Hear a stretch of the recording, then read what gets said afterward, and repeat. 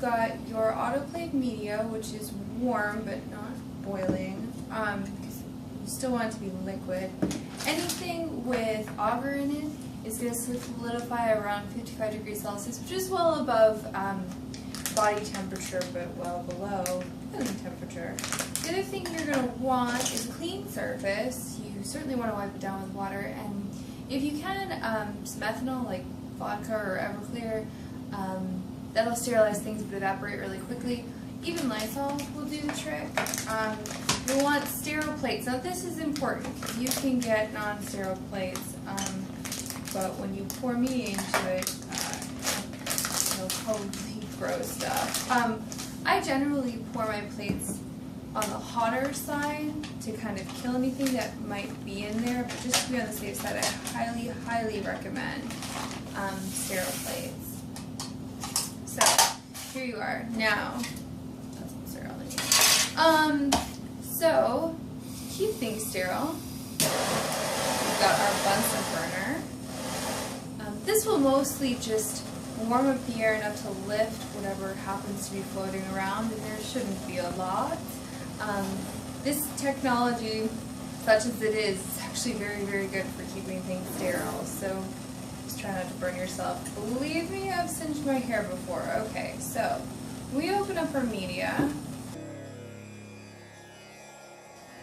Alright, so you'll want to flame it just because the lip might not be perfectly sterile, and then just sort of decant it so that it fills up the surface, and cover as quickly as possible just to avoid contamination.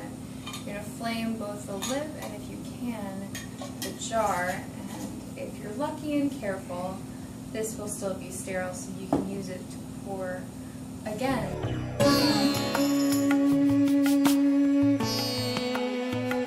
Here are some tips and tricks for pouring plates. The first is that you'll notice I'm wearing latex gloves. They don't have to be sterile, because those are considerably more expensive, but latex gloves, even non-sterile latex gloves, tend to be a lot cleaner than the average human. Even a freshly laundered human still has about 8 million bacteria per square centimeter. And any one of those can form a colony on your plate, and then you can't use it for experimentation. So I highly recommend wearing some latex gloves. Just be sure you don't get them caught in a Bunsen burner. That's not going to end well. The second thing is that if you're agitating your agar to keep it mixed, you may get bubbles.